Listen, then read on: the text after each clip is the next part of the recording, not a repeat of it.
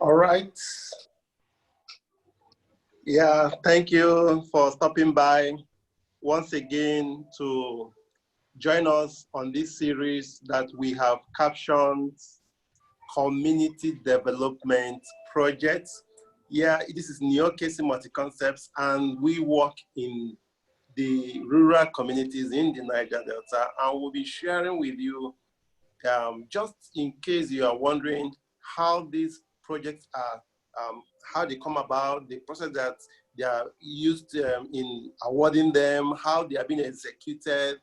You know, we try to put you in the picture, and we hope that you find today's program much valuable.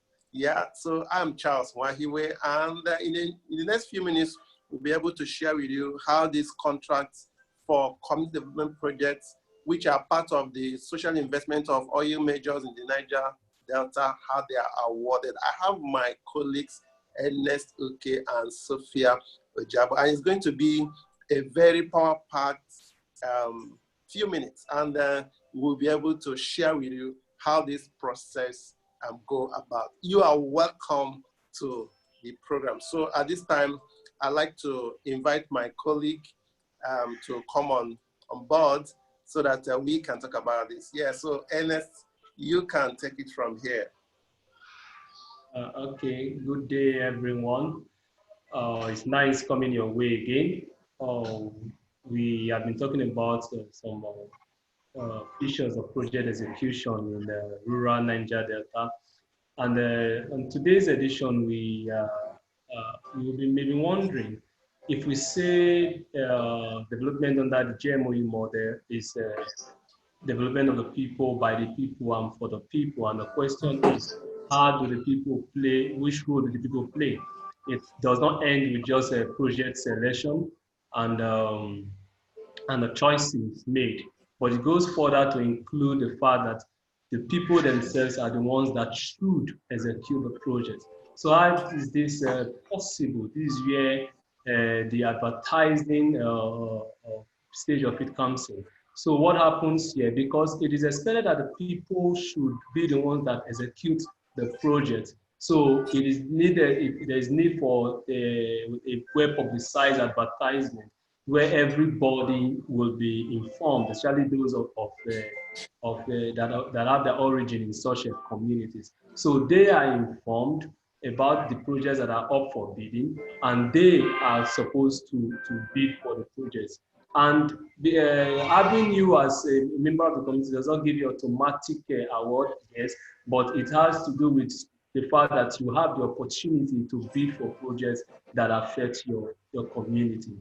So after you have gotten information from the adverts, it's expected that you should now send in your tender, your quotes for the job.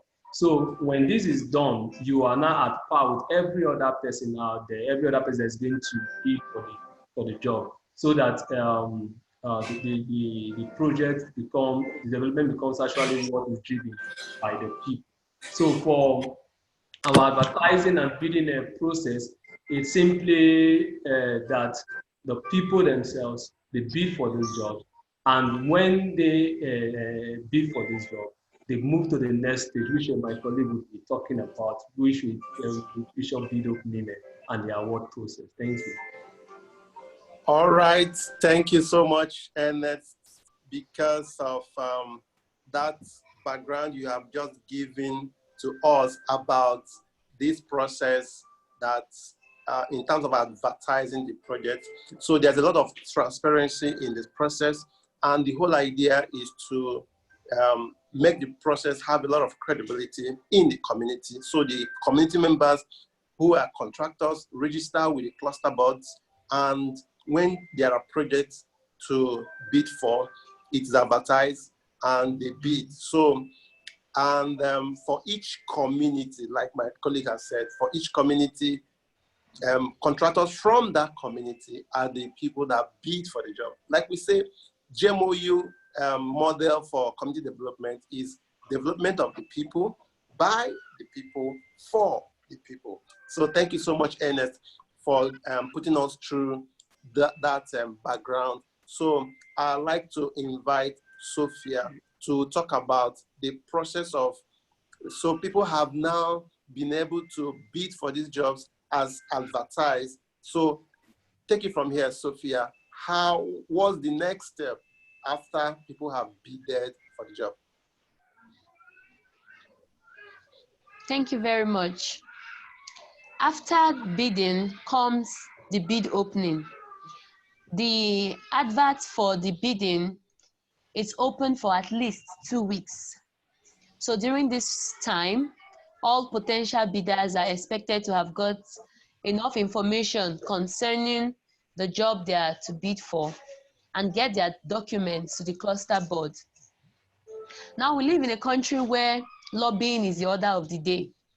And the fact that we want the contracts to be handled by the people, like we described in the GMOU model, does not mean we award the projects to substandard contractors. And so all bidders have to go through this process of bid opening. Who and who is present at this event? We have the bidders themselves. They'll be there to make sure that their documents are intact. The documents are to be opened in their presence. We also have the technical committee members from the Cluster Development Board who evaluate the documents presented by the bidders, and they are scored technically and financially. We have the funding partners, in this case SPDC JV, who will also be there to oversee and present ideal costs or value for these projects, from which the bidders will be evaluated.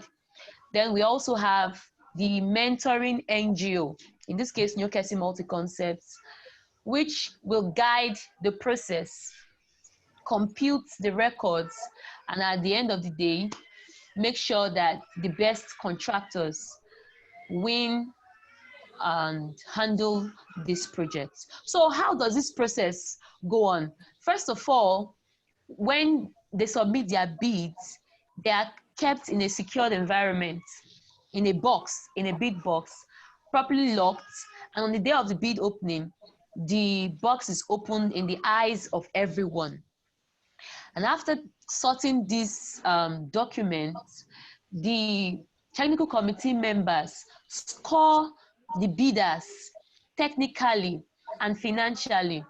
Here, their technical know-how is checked to make sure that a bidder, even though the person bids very low and probably doesn't know how to execute the job, is not awarded the contract. You know, we are looking for the best. Yes, the best for the development of the Niger Delta.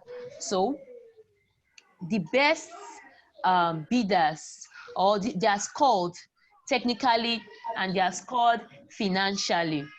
And after that, we collect the scores together, and the best bidder is awarded.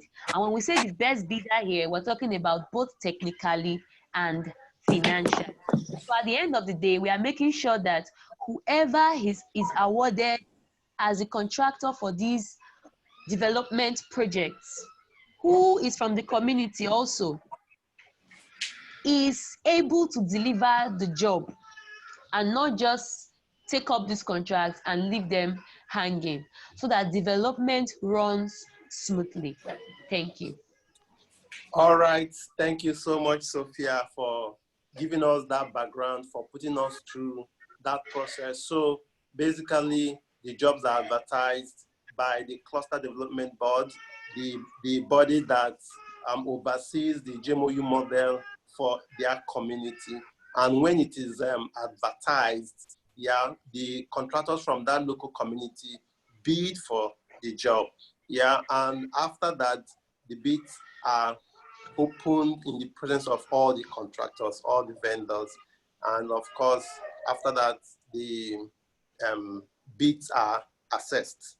And after assessment, the best bids are taken.